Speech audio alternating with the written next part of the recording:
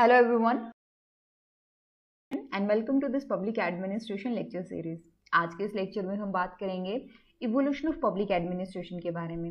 और evolution of public administration को लेकर के निकोलस हेनरी एंड गोलम्बियस्की ने जो फेजेस बताए थे या जो पैराडाइम बताए थे, हम उनके बारे में डिस्कस करेंगे। ठीक है, लास्टली मैंने आपको एक जनरल ओवरव्यू दिया था इवोल्यूशन से रिलेटेड कि कौन कौन से फेज आए, किस तरीके से हम जनरली पब्लिक एडमिनिस्ट्रेशन के इवोल्यूशन को स्टडी कर सकते हैं। बट अब हम देखेंगे कि निकोलस हेनरी ने किस तरीके से इवोल्यूशन को देखा और गोलम्बियस्की ने किस तरीके से, क्योंकि कई बार एग्जाम में डायरेक्टली पूछ लिया जाता है। Okay, one more thing I want to tell you, हम public administration test series plus जो मटेरियल होता है, मटेरियल इन द सेंस कि जो नोट्स हम यहाँ पे यूज़ कर रहे हैं और इसके अलावा आपको पढ़ने के लिए जो भी चीज़ चाहिए होती है, जो भी रेफरेंस मटेरियल चाहिए होता है, फिर चाहे कोई वो रिपोर्ट हो, किसी बुक का कोई पार्ट हो, कुछ भी हो, वो हमारी तरफ से प्रोवाइड कराया जाता है। तो ये पूरा जो है, और डेली आंसर राइटिंग है। फिर जब आपका सिलेबस पूरा हो जाएगा then we can move to the weekly answer writing, and उसके बाद में आपका दिसंबर के बाद में मंथ में 2 बार टेस्ट कंडक्ट किए जाएंगे। तो ये स्टेप बाय स्टेप प्रोसेस है आंसर राइटिंग की। जो बिल्कुल बिगिनर हैं, उनको कोई आइडिया नहीं है कि आंसर राइटिंग कैसे करते हैं, तो वो यहाँ से स्टार्ट कर सकते हैं, क्योंकि शुरुआत में हम बहुत ही सिंपल क्वेश्चन दे रहे हैं। हमारा शुरुआत में मकसद ये होता है कि आपको आंसर राइटिंग को लेकर के जो हेजिटेशन है वो दूर हो, दूसरा आपके कंसेप्ट क्लियर हो, क्योंकि अगर आपके कंसेप्ट क्लियर होंगे तो आप चीज़ों को बहुत अच्छे से अटेम्प्ट कर पाओगे। ठीक है, पब्लिक एडमिनिस्ट्रेशन दिखता इजी है, मतलब अगर आप बिगिनर हो तो यू विल फील कि ओके इजी है, क्योंकि आपका ध्यान इंडियन एडमिनिस्ट्रेशन वाले पार्ट की तरफ जाता है कि इंडियन एडमिनिस्ट्रेशन आपकी हेल्प करेगा ऐसे वाले पार्ट में, आपके GS2 के वाले पार्ट में। बट इंडियन एडमिनिस्ट्रेशन ऑल दो सिग्निफिकेंट है, बट उससे पहले उस एडमिनिस्ट्रेशन के डीप एस्पेक्ट को समझने के लिए आपको पहला पेपर अच्छे से आना चाहिए। एंड उसके लिए आप अगर आप चाहें तो हमारा कोर्स ज्वाइन कर सकते हैं। ये जस्ट 5000 रुपीज़ का है और ये पूरा 1 ईयर तक चलेगा। वन टाइम पेमेंट है, आपको ऐसा नहीं है कि बार बार पे करना पड़ेगा। एंड इसके लिए आप कांटेक्ट कर सकते हैं हमें 9896859767 पे। ठीक है, तो चलिए स्टार्ट करते हैं आज का हमारा लेक्चर, निकोलस हेनरीज पैराडाइम। और हाँ, एक चीज़ और, ये आप जल्दी ज्वाइन करें क्योंकि हम आफ्टर 1 वीक इसको बंद करने वाले हैं। जितने स्टूडेंट्स ज्वाइन कर चुके होंगे उतना ठीक है, अदरवाइज हम जो नए ज्वाइन करेंगे फिर हम सिलेबस काफ़ी कवर कर चुके होंगे तो पॉसिबल नहीं हो पाएगा। ठीक है, तो नेक्स्ट सैटरडे को हम ये प्रोग्राम जो है वो बिल्कुल बंद कर देंगे। ठीक, देखो, निकोलस हेनरी को समझने के लिए आपको 2 टर्म्स को समझना होगा। एक होता है लोकस और दूसरा होता है फोकस। लोकस का मतलब ये होता है, अब आप समझें, जब वुड्रो विल्सन ने अपना ऐसे लिखा था तो उस टाइम की सिचुएशन में जाएं, वहाँ पर ऑर्गेनाइजेशन के नाम पे या गवर्नमेंट के नाम पे एक पॉलिटिकल अथॉरिटी है, ठीक है, और एक जुडिशियल अथॉरिटी है, और दूसरी मान लीजिए एग्जीक्यूटिव अथॉरिटी है। लेकिन सिंस स्पॉयल सिस्टम की वजह से जो एग्जीक्यूटिव है वो पॉलिटिकल अथॉरिटी का ही पार्ट बन चुका है। जो एग्जीक्यूटिव है वो लेजिस्लेचर का या पॉलिटिकल अथॉरिटी का पार्ट बन चुका है। तो अब मुद्दा उनके पास यह था, मतलब ये था कि अगर आपको ढूंढना हो कि इंस्टीट्यूशनल कहाँ है, आपको एडमिनिस्ट्रेशन को ढूंढना हो कि आप कहाँ पर जाएंगे इस पर्टिकुलर फील्ड में, आप जुडिशरी के पास जा रहे हैं, आप एग्जीक्यूटिव वाले ब्रांच में ढूंढ रहे हैं, या फिर आप पॉलिटिकल जो अथॉरिटीज़ हैं वहाँ पर ढूंढ रहे हैं एडमिनिस्ट्रेशन को, तो ये होता है locus. Locus in the sense location, कहाँ पर आप लोकेट कहाँ करेंगे एडमिनिस्ट्रेशन को। ठीक है, और फोकस, लोकेट करने के बाद में आपका फोकस किस चीज़ पे होगा। फोकस इन द सेंस कि मान लीजिए हमें पता चल गया कि एग्जीक्यूटिव वाले पार्ट में एडमिनिस्ट्रेशन है, तो फोकस किस पे होगा हमारा, हम क्या उसके प्रोसेस को समझेंगे, या हम वहाँ के पर्सनल पे ध्यान देंगे, या फिर हम वहाँ के प्रिंसिपल्स पे उन पे ध्यान देंगे, उनके क्लाइंट्स पे ध्यान देंगे। मतलब हमारा मेन फोकस क्या होगा, specialised what of the field, वो फील्ड कहाँ पर है, एडमिनिस्ट्रेशन कहाँ पर है, फर्स्ट थिंग। दूसरा, एडमिनिस्ट्रेशन मीन्स व्हाट। तो ये था लोकस एंड फोकस। इनके जितने भी पैराडाइम आएंगे उन्होंने लोकस और फोकस के हिसाब से ही इनको डिवाइड कर रखा है। ठीक है, आई होप आपको समझ में आ गया होगा, नहीं आए तो एक बार रिपीट करके देख लीजिएगा, आई होप फिर क्लियर हो जाएगा। बाकी जितनी बार आप पढ़ेंगे, रिवाइज करेंगे, प्रैक्टिस करेंगे, चीज़ें धीरे धीरे क्लियर हो जाएंगी। पहली बार में कोई भी 100% याद नहीं रख सकता, ना ही 100% समझ सकता है, इस चीज़ को ध्यान रखें। तो इन्होंने 5 ऐसे पैराडाइम बताए हैं जो कि हमें लोकस और फोकस की टर्म्स में ही समझने होंगे। तो पहला पैराडाइम देखते हैं जो बात करता है पॉलिटिक्स एडमिनिस्ट्रेशन डाइकोटोमी के बारे में। और ये एक्चुअल में 1887 से स्टार्ट नहीं हो रहा, अगर आप ध्यान दे पाएंगे तो ये स्टार्ट हो रहा है 1900 से, ठीक है, 1900 से, क्योंकि यहाँ पर फ्रैंक जे गुडनाउ की बुक आती है पॉलिटिक्स एंड एडमिनिस्ट्रेशन 1900 में, तब से ये स्टार्ट होता है। डाइकोटोमी का idea, original idea definitely Wilson का था, लेकिन इसको कंटिन्यू करा गया गुडनाउ के द्वारा। अपनी बुक में गुडनाउ ने 2 डिस्टिंक्ट फंक्शन बताए गवर्नमेंट के। एक बताया पॉलिटिक्स, जिसमें आप जो स्टेट है आपका उसकी विल, उसको एक्सप्रेस किया जाता है कि what state want to do for its public, ठीक है। एडमिनिस्ट्रेशन में क्या होता है कि जो भी पॉलिसीज़ हैं आप उनको एग्जीक्यूट कर रहे हो। फॉर एग्जांपल स्टेट्स का है कि मुझे ना वेलफेयर फंक्शन अपनाना है, तो वेलफेयर का मतलब ये होता है कि आप सब कुछ अच्छा करोगे अपनी गवर्नमेंट, अपनी पब्लिक के लिए, जो वल्नरेबल सेक्शन है उनके लिए ज़्यादा एफर्ट करोगे, तो वो तो विल होगी ना। विल मतलब आपने कानून बना दिया कि आज से वल्नरेबल सेक्शन के लिए हम रिजर्वेशन प्रोवाइड करा रहे हैं या फिर हम इनको ना फाइनेंशियली हेल्प करने वाले हैं। अब ये तो पॉलिसी आपने डिज़ाइन करी, इट मीन्स कि पॉलिसीज़ में या पॉलिटिक्स में आपने स्टेट की विल को एक्सप्रेस करा। अब एडमिनिस्ट्रेशन का काम है कि उस जो विल है, जो इच्छा है, उसको एग्जीक्यूट करना। तो गुडनाउ ने विल्सन की ही तरह कहा कि पब्लिक एडमिनिस्ट्रेशन को एक इंडिपेंडेंट और सेपरेट डिसिप्लिन मतलब बनाया जाना चाहिए। देन इसमें मेन फोकस रहा लोकस पे, मतलब एम्फेसिस जो है वो लोकस पे रहा। इन्होंने, अब आप देखिए, अगर मैंने आपको स्टार्टिंग में बताया कि विल्सन के टाइम में क्या था कि मान लीजिए पॉलिटिकल अथॉरिटीज़ हैं और जुडिशियल अथॉरिटीज़ हैं और एग्जीक्यूटिव है, और एग्जीक्यूटिव तो काफ़ी ज़्यादा, पॉलिटिशियन और एग्जीक्यूटिव में तो कोई फ़र्क पता ही नहीं चल रहा था स्पर सिस्टम की वजह से। तो उनका ये था कि सबसे पहले हम अपनी आइडेंटिटी अलग क्रिएट करें। डाइकोटोमी का जो मेन फोकस था या मेन एम्फेसिस था वो लोकस वाले एस्पेक्ट पे था कि हमारी लोकेशन क्या है, मतलब बहुत लेमन लैंग्वेज में बोल रही हूँ कि लोकस क्या है हमारा। तो इनके अकॉर्डिंग पब्लिक एडमिनिस्ट्रेशन का जो सेंटर है वो गवर्नमेंट ब्यूरोक्रेसी में होना चाहिए, ठीक है।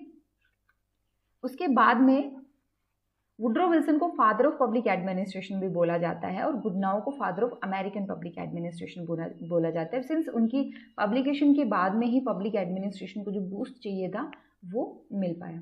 फिर 1926 में ऐसा क्या हुआ, इसमें एल डी वाइट की बुक पब्लिश होती है and it was the first book which is entirely devoted to this field, public administration field. और यहाँ से पब्लिक सर्विस मूवमेंट स्टार्ट होता है, ठीक है। अब ये पब्लिक सर्विस मूवमेंट क्या है, इसको सिर्फ एक बार आप हाईलाइट करके रखें, हम डेफिनेटली इसको कवर करेंगे, but just keep this in your mind कि हाँ ये जो पीरियड था वो पब्लिक सर्विस मूवमेंट वाला था। Public service movement in the sense कि यहाँ पर पब्लिक को अच्छी सर्विसेज मिल पाए, पब्लिक सर्विस डिलीवरी मैकेनिज्म अच्छा हो पाए, उस पर ज़्यादा फोकस था। देन यहाँ पर जो इम्पोर्टेंस थी पब्लिक एडमिनिस्ट्रेशन की वो ज़्यादा लोगों को पता चलने लगी, लेजिटिमेट फील्ड बनने लगा ये, and American university begin to offer courses in public administration, ठीक है। अब आपको लगेगा कि कोर्सेज आ रहे हैं, मतलब यहाँ की बुकलेट कहाँ, कौन सी डिज़ाइन कौन कर रहा है, राइट, कोर्सेज में वो ऑफर क्या कर रहे हैं, तो उसके बारे में भी बात करते हैं। बट हाँ, इसके बाद में पब्लिक एडमिनिस्ट्रेशन ने एक जो सेपरेट फील्ड है वो अपना इस्टेब्लिश कर लिया। Then comes the paradigm 2 which is the principles of administration from 1927 से लेकर के 1937 तक, ओके। तो ये होता है 1927 में क्या, आप एक बार वर्ल्ड सिनेरियो इमेजिन करें, फर्स्ट वर्ल्ड वॉर ख़त्म हो चुका है, बहुत लंबा टाइम हो चुका है फर्स्ट वर्ल्ड वॉर ख़त्म हुए, और ग्रेट डिप्रेशन आने वाला है या ग्रेट रिसेशन जिसको आप बोलते हो, ठीक है। अमेरिकन इकोनॉमी के अंदर वो चेंजेस 1927 में दिखने लगते हैं, 1928-29 में बहुत प्रोमिनेंट हो जाता है। उस दौरान मतलब अमेरिका में काफ़ी ज़्यादा क्राइसिस चल रहे थे, क्राइसिस इन द सेंस कि एडमिनिस्ट्रेशन की जो इनएफिशिएंसी वो क्लियरली हमें दिख रही थी। देन कुछ स्कॉलर सामने आते हैं और वो कहते हैं कि नहीं, हमें इसको एक साइंस के फील्ड के तौर पे इस्टेब्लिश करना होगा। साइंस का फील्ड क्या होता है कि एक चीज़ समझिए, आप एक कंसेप्ट को समझिए, दैट इज मॉडर्निज्म।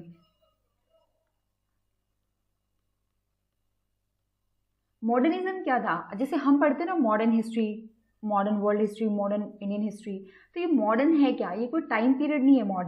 मॉडर्न का मतलब ये होता है कि आप चीज़ों को देखने लगते हो एक साइंटिफिक वे से, एक रीज़न आप देने लगते हो कि जो कुछ यूनिवर्स में हो रहा है ना उसका एक रीज़न है, उसका एक कारण है, रेंडमली कुछ नहीं हो रहा, कॉज एंड इफेक्ट वाली रिलेशनशिप चलती है, first thing.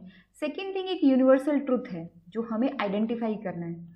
Universal truth in the sense कि सबके लिए वो ट्रुथ सिमिलर है, अलग अलग नहीं हो सकता, ये मॉडर्निज्म कहता है। फिर इसके बाद में ना पोस्ट मॉडर्निज्म आता है, जो कि, और ये ऐसा नहीं सिर्फ पब्लिक एडमिनिस्ट्रेशन में थॉट प्रोसेस आ रही है, ये हर जगह जो आपका रेनेसां होता है या एज ऑफ एनलाइटमेंट आती है यूरोप के अंदर या बाकी कंट्रीज़ में, वो कहीं ना कहीं इस थॉट प्रोसेस से इन्फ्लुएंस था।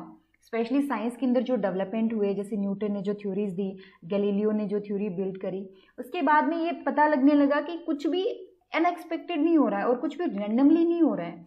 जो कुछ इस दुनिया में हो रहा है उसके पीछे एक रीज़न है, एक यूनिवर्सल ट्रूथ है जो हमें ढूंढना होगा। और ये चीज़ आपके लिटरेचर में, उस टाइम के लिटरेचर में, पॉलिटिकल साइंस थ्योरी के अंदर और भी कोई भी सोशल साइंस थ्योरी डेवलप हुई, उसके अंदर ये थॉट प्रोसेस नज़र आता है। ठीक है, तो ये आप इस टर्म पे फोकस करें, यूनिवर्सल ट्रूथ।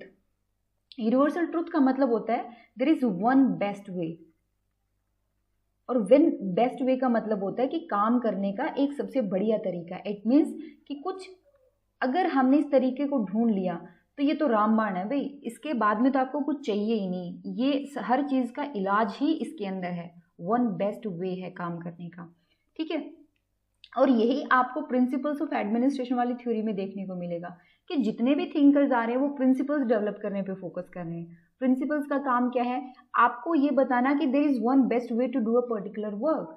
काम करने का एक तरीका है, और अगर आपने वो तरीका सीख लिया तो फिर चाहे काम करने वाला कैसा हो, किसी ऑर्गेनाइजेशन में काम कर रहे हो, वो एक बेस्ट वे होता है एक्सप्लेन करने का या बेस्ट वे होता है काम को करने का। ठीक है, तो ये था आपका ये इफेक्ट जो है आपको सेकेंड पैराडाइम के अंदर देखने को मिलता है। उसके बाद में हम पहले इस पर फोकस करते हैं, बट जब रेफरेंस होगी पोस्ट मॉडर्निज्म की तब भी मैं आपको एक्सप्लेन करूंगी पोस्ट मॉडर्निज्म क्या था, but first you need to understand about the modernism. ठीक है, आगे बढ़ते हैं और सेकेंड पैराडाइम को समझते हैं। Let me erase this one first. Okay, तो फर्स्ट वर्ल्ड वॉर के बाद में पब्लिक एडमिनिस्ट्रेशन का जो रोल था वो काफ़ी ज़्यादा चेंज होता है। जैसे यूएस के अंदर इंडस्ट्रियल रेवोल्यूशन हो रहा है, वेस्टर्न यूरोप के कंट्रीज में भी इंडस्ट्रियल रेवोल्यूशन हो रहा है।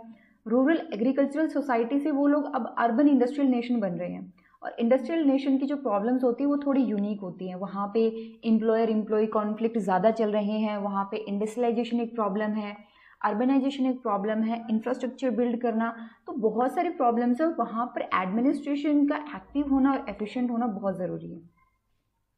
तो इसकी वजह से they were expecting a good response from public administration, but public administration was not able to provide that kind of response. इसीलिए उनको लगा कि नए फंक्शंस जो इस्टेब्लिश हुए हैं, जो हम नई पावर हमने पब्लिक एडमिनिस्ट्रेशन को दी है, या नई अथॉरिटी हम जो डिमांड कर रहे हैं पब्लिक एडमिनिस्ट्रेशन से, वो ये फुलफिल नहीं कर पा रहे हैं। जो जनता थी वो ज़्यादा अर्बन होती जा रही थी, लोग अर्बन एरिया में ज़्यादा शिफ्ट हो रहे थे। इसीलिए जो मैंने आपको बोला कि ज़्यादा public works, public health, public safety जैसी चीज़ों पे काम करना एक नेसेसिटी बनता जा रहा था गवर्नमेंट के लिए। ओके, तो इसकी वजह से क्या हुआ कि जो दायरा था, जो स्कोप था पब्लिक एडमिनिस्ट्रेशन का, वो इंक्रीज हुआ, वो बढ़ा। तो public administration as an activity was booming all during the 1920s। तो पैराडाइम 2 को हम कहते हैं golden era of public administration. यहाँ पर मेन फोकस जो था, मतलब मेन एम्फेसिस जो था वो फोकस पे था। अब यहाँ पर हमने कहीं पर ये जिक्र नहीं किया कि politics should be different, politics should be separate from administration, और ये ब्यूरोक्रेसी का जिक्र किया है या किसी ऑर्गेनाइजेशन के बारे में हमने पढ़ा है, नहीं। हमारा मेन जो एम्फेसिस है वो क्या है, कुछ ऐसे प्रिंसिपल्स हैं, एक काम करने का सबसे बढ़िया तरीका है, और वो तरीका अगर आपने ढूंढ लिया तो बस लाइफ बिल्कुल सही है। ऑर्गेनाइजेशन, किसी भी टाइप का ऑर्गेनाइजेशन हो, आप एफिशिएंसी अचीव कर लोगे। तो यहाँ पर जो फोकस था वो एफिशिएंसी पर था, इसलिए पैराडाइम 1 जो है वो लोकस पे ध्यान देता है, और पैराडाइम 2 फोकस पे ध्यान देता है।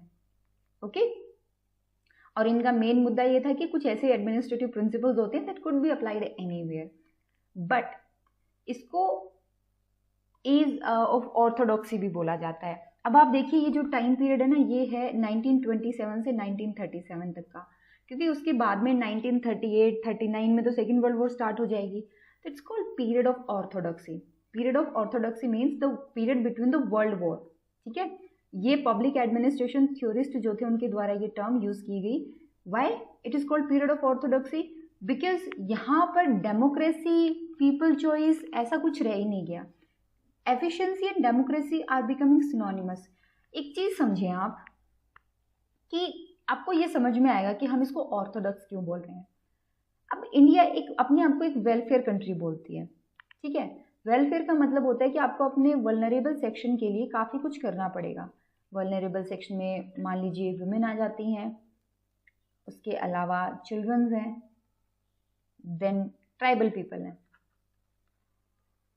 अब एक फॉरेस्ट के अंदर एक ट्राइबल कम्युनिटी रहती है और आपको पता है कि वहाँ पर है ना उनको फैसिलिटीज़ चाहिए, एटलीस्ट एक बढ़िया स्कूल तो हो और एक बढ़िया जो प्राइमरी हेल्थ केयर सेंटर है वो होना चाहिए। एंड यू नो कि ज़्यादा हमें फ़ायदा नहीं होने वाला है उससे, बट हाँ लोगों को बहुत फ़ायदा होगा। तो हम यहाँ पर है ना, हमारे पास जो लिमिटेड रिसोर्सेज होते हैं, सिंस उन लोगों के लिए हम एफिशिएंसी को हमें साइड में रखना होगा और हमें लोगों के वेलफेयर पे ज़्यादा ध्यान देना होगा। तो कई बार एफिशिएंसी और वेलफेयर जो है वो एक दूसरे को कॉन्ट्राडिक्ट करते हैं, और इसीलिए यहाँ पर जो है डेमोक्रेसी मीन्स व्हाट, गवर्नमेंट और we can say rule for the people, by the people, to the people. और जब वो चीज़ लोगों के लिए होगी ही नहीं, जब कुछ आप सब कुछ एफिशिएंसी को ध्यान में रख करके कर रहे हो, तो ये फिर फ़ायदा क्या हुआ इस चीज़ का? फिर एडमिनिस्ट्रेशन लोगों को सर्व कर पा रहा है कि नहीं कर पा रहा, ये तो कोई मतलब आस्पेक्ट बचा ही नहीं इस चीज़ का तो डिस्कशन। तो इसीलिए ये कहा गया कि this period was the period of orthodoxy. Then government का जो काम था वो डिवाइड होता चला गया किसमें, मेनली कि डिसीजंस लेने हैं और उनको एग्जीक्यूट करना है। डिसीजन मेकिंग और डिसीजन जो आपके एग्जीक्यूशन है उनके ऊपर उनका जो है वो ध्यान चला गया। ठीक है, administration was science with discoverable principle. That's what I told you जब मैंने आपको मॉडर्निज्म के बारे में बताया कि हर एक का माइंडसेट ये था कि कुछ ऐसे प्रिंसिपल्स हैं जो हमने अगर आइडेंटिफाई कर लिए, डिस्कवर कर लिए, तो administration will be a piece of cake. ठीक है, बट ऐसा होता नहीं है क्योंकि रीज़न और हैं, हम उनके बारे में डिस्कस करेंगे। बट इतना समझ लीजिए कि जो एनवायरनमेंट में चेंज आ रहा था या जो सिचुएशन चेंज हो रही थी उसके हिसाब से पब्लिक एडमिनिस्ट्रेशन का ये बिलीफ और ये थ्योरी जो है वो गलत प्रूव होती है। इसका मेन कंसर्न क्या था कि हमें पब्लिक एडमिनिस्ट्रेशन की स्टडी को ऑर्गेनाइजेशन से और कंट्रोल से रिलेट करना होगा, हमें उससे लिंक करना होगा। तो इस टाइम पे कुछ फेमस पब्लिकेशन आती है, हम जो सेकंड पैराडाइम की बात करें, जिसमें 1937 में गुलिक एंड ऑर्विक की the science of administration publish होती है। इससे पहले फ्रेडरिक विंस्लो टेलर की साइंटिफिक मैनेजमेंट आ चुकी थी। वेबर ने आइडियल टाइप ऑफ ब्यूरोक्रेसी दी है। और 1933 के आसपास एल्टन मायो ने अपने फेमस मैनेजमेंट स्टडी हॉथन एक्सपेरिमेंट के जो कंक्लूजन थे वो अपनी ह्यूमन रिलेशन थ्योरी के अंदर पब्लिश करे। He was the Pioneer of this theory, human relation theory, जो काफ़ी हद तक चैलेंज करती है कि जिन आप प्रिंसिपल की बात कर रहे हो ना वो इतने भी बढ़िया नहीं है, बिना उन प्रिंसिपल्स को फॉलो करे भी आप चीज़ों को इम्प्रूव कर सकते हो। ठीक है, तो ये एल्टन मायो ने चैलेंज करा, और एक चैलेंज तो एल्टन मायो ने करा, दूसरा चेस्टर बर्नार्ड ने जो चैलेंज करा वो ज़्यादा सिग्निफिकेंट रहा। तो जो बीच में 1938 से 1950 का जो टाइम पीरियड है ना, we call it the challenge. होता ये है कि 1938 के अंदर चेस्टर बर्नार्ड एक बुक पब्लिश करते हैं और बुक का नाम था the function of executive. Function of executive में मतलब उन्होंने बताया कि एक जो एग्जीक्यूटिव मीन्स एक एडमिनिस्ट्रेटर का रोल होता क्या है। ठीक है, साथ ही साथ उन्होंने बताया कि एक ऑर्गेनाइजेशन के अंदर न केवल फॉर्मल बल्कि एक इनफॉर्मल ऑर्गेनाइजेशन भी डेवलप होता है। जैसे अगर आप जॉब करते हो तो यू गेट टू नो कि आप सिर्फ और सिर्फ फॉर्मल बिहेव नहीं कर रहे, धीरे धीरे आपके कलीग में कुछ लोग आपके बहुत अच्छे फ्रेंड्स बन जाएंगे। तो इट मीन्स कि इनफॉर्मल ऑर्गेनाइजेशन भी काफ़ी इंपॉर्टेंट है। और कई बार तो ये होता है कि इनफॉर्मल ऑर्गेनाइजेशन ज़्यादा एक्टिव हैं, गॉसिप है, न्यूज़ है, वो ज़्यादा जल्दी फैलती हैं इनफॉर्मल ऑर्गेनाइजेशन में। लोग अपने आप को एक अटैचमेंट फील कर पाते हैं इनफॉर्मल ऑर्गेनाइजेशन का, और इसीलिए इससे एफिशिएंसी भी बढ़ती है। चेस्टर बर्नार्ड ने भी अपनी बुक के अंदर यही कहा।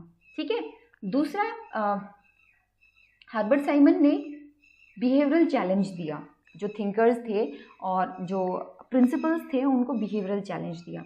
ही emphasise the use of logical positivism. आपको ये टर्म समझ में अगर नहीं आती तो इट्स ओके, हम इसको कवर करेंगे। ठीक है, आई मेक श्योर कि मैं इस टर्म को कवर करूँगी, बट अभी फ़िलहाल इतना समझ लीजिए कि लॉजिकल पॉजिटिव मीन्स क्या। इट्स लाइक हमारे पास कुछ फैक्ट्स हैं और हमें उन फैक्ट्स को वेरीफाई करना है। वेरीफाई कैसे करोगे, आप उनको ऑब्जर्व कर सकते हो। ठीक है, तो इससे आपको आइडिया हो जाएगा कि वो जो फैक्ट्स हैं वो सही है या नहीं है।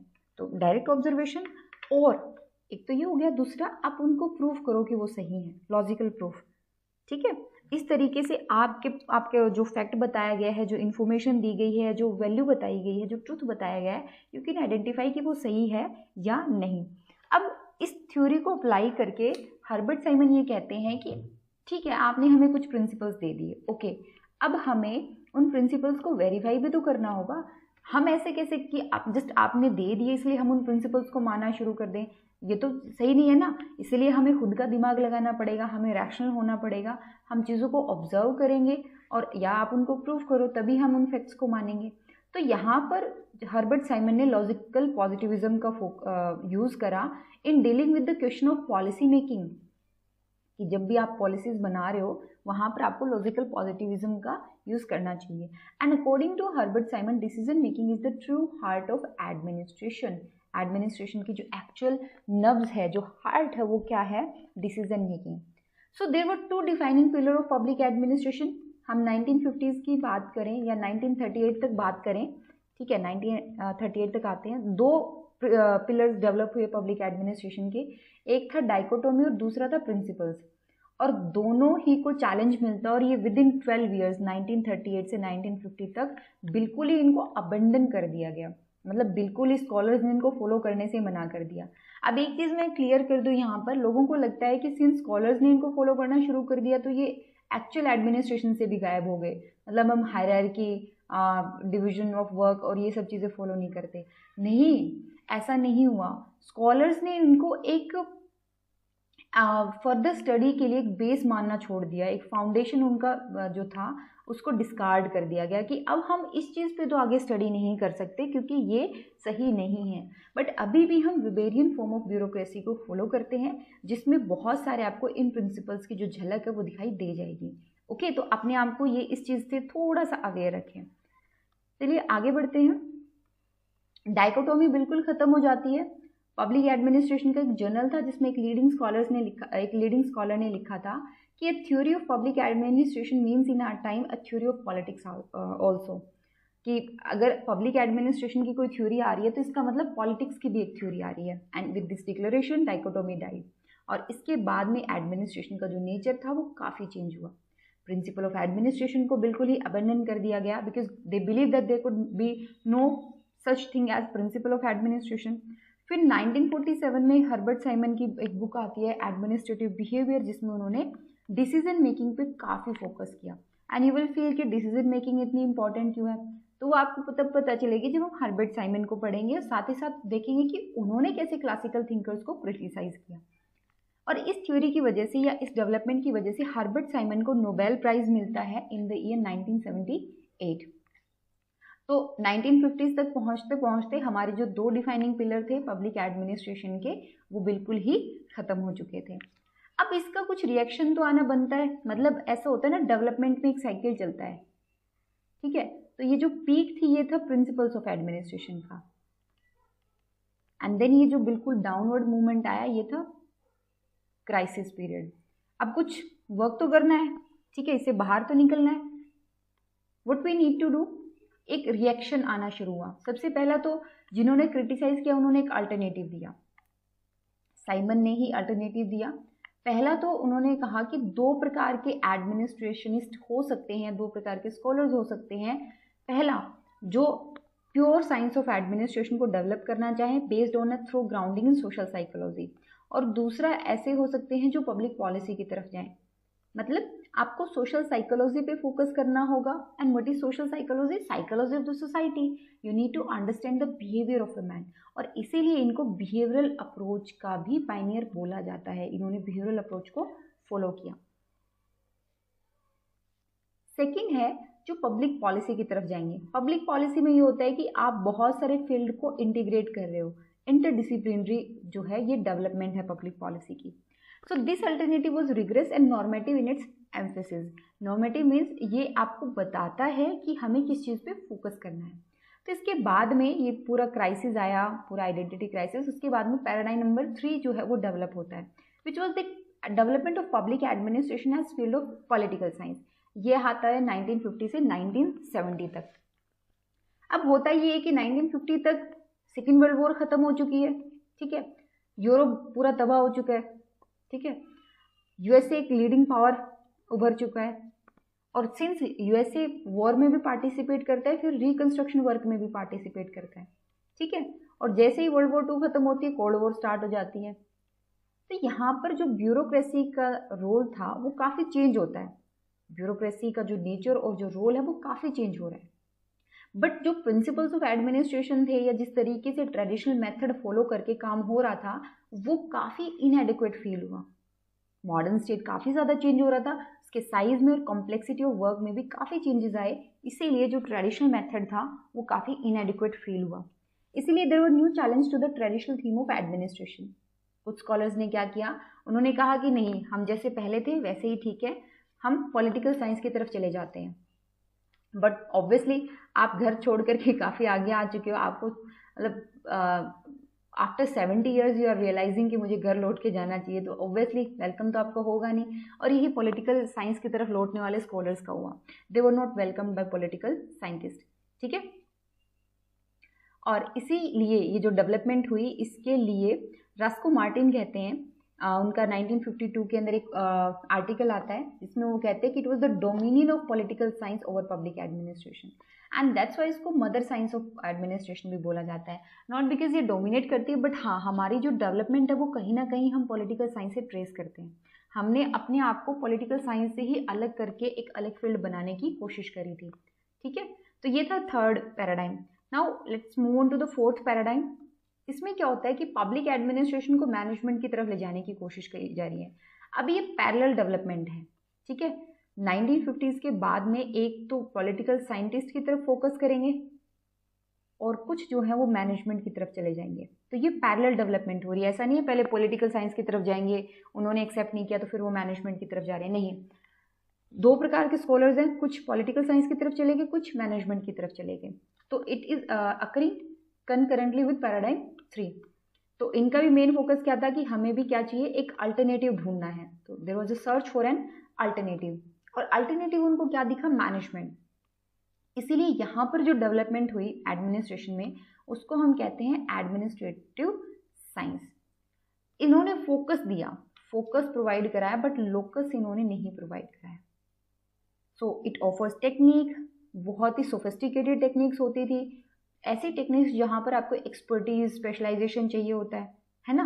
बट अभी भी जो हमें चाहिए होता है पब्लिक एडमिनिस्ट्रेशन को कि एक सेपरेट फील्ड ऑफ स्टडी के तौर पे हम इस्टेब्लिश कर पाएँ, ऐसा नहीं हो पाता है। और ये जो मैनेजमेंट की शुरुआत होती है, मैंने आपको बताया ना 1956 में होती है। ऐसा क्यों होता है कि एक जर्नल पब्लिश होने लगता है पब्लिक एडमिनिस्ट्रेशन के नाम से, that was named as Administrative Science Quarterly, और ये पब्लिश होता है 1956 में। एंड देन कुछ स्कॉलर्स कहते हैं कि हमें ना मैनेजमेंट पे फोकस करना चाहिए। मैनेजमेंट मीन्स, अब you will feel management means, management का मतलब होता है कि आपके पास कुछ रिसोर्सेज हैं एंड कुछ आपको गोल अचीव करने हैं, ठीक है। एंड अब आपने अपने रिसोर्सेज को एफिशिएंटली जो है वो मैनेज करना है, ठीक है। ये क्या होता है, मैनेजमेंट का काम होता है, ठीक है। ओके जी, नेक्स्ट मूव ऑन करते हैं। तो ये जो पैराडाइम 3 एंड 4 है, इसको हम कहते हैं period of crisis of identity. यहाँ पे टिपिकल जो क्राइसिस ऑफ आइडेंटिटी था, क्योंकि हमें पता ही नहीं था हमें कहाँ पर जाना है। ये चलता आपका 1948 से 1970 तक। तो इन्होंने पॉलिटिक्स, एडमिनिस्ट्रेशन, आइडेंटिटी को बिल्कुल रिजेक्ट कर दिया, प्रिंसिपल ऑफ एडमिनिस्ट्रेशन को रिजेक्ट कर दिया। It's basically dichotomy. Public administration suffered from a crisis of identity. Scholars ने दो तरीके से रिएक्ट किया, कुछ ऑब्वियसली मदर साइंस की तरफ चले गए, कुछ मैनेजमेंट की तरफ चले गए। ये चीज़ मैंने आपको भी बताई। फिर 1970 बाद में और डेवलपमेंट होने लगती है। पैराडाइम 5 आता है, उसमें क्या होता है कि पब्लिक एडमिनिस्ट्रेशन को पब्लिक एडमिनिस्ट्रेशन के तौर पर ही डेवलप करने की कोशिश की जाती है। ऐसा क्यों होता है वो भी जानते हैं। तो कुछ ना कुछ डेवलपमेंट हुई होगी, ऐसा तो है नहीं कि लोग 1970 में उनको एकदम से सपना आया और सब लोग इकट्ठे हो गए। डेवलपमेंट ये थी कि 1970 में national association of school of public affair and administration, इसकी स्थापना होती है, फॉर्मेशन होती है। तो इट्स लाइक कि लोगों का फिर से, जो पब्लिक एडमिनिस्ट्रेशन को एक सेपरेट फील्ड ऑफ स्टडी के तौर पे इस्टेब्लिश करना चाहते थे, उनका फिर से सेल्फ कॉन्फिडेंस इसमें आने लगा, बिल्ड होने लगा। So progress particularly in the area of organisation theory, information science, यहाँ पर इन चीज़ों पर काम हो रहा है। ऑर्गेनाइजेशन की थ्योरी बिल्ड करने पे काम हो रहा है, इंफॉर्मेशन से रिलेटेड साइंस डेवलप की जा रही है, और बहुत ज़्यादा खास करके अप्लाइड टेक्निक पर ध्यान दिया जा रहा है, ठीक है। और जो मेथड्स हम फॉलो करते हैं पब्लिक एडमिनिस्ट्रेशन में, उन पर। तो terms like public affair, public policy, these terms became popular. And scholars का भी इनके ऊपर ध्यान गया। Public policy making, policy implementation, political economy, policy analysis, इन सारी टर्म्स पे इनका ध्यान गया। तो यहाँ पर कुछ नए आइडियाज सामने आते हैं। आफ्टर 1970s हमारे सामने कुछ आइडियाज आते हैं। एक तो है आपका न्यू पब्लिक एडमिनिस्ट्रेशन, जिसको हम बहुत जल्दी कवर करने वाले हैं। देन दूसरा है री इन्वेंटिंग गवर्नमेंट।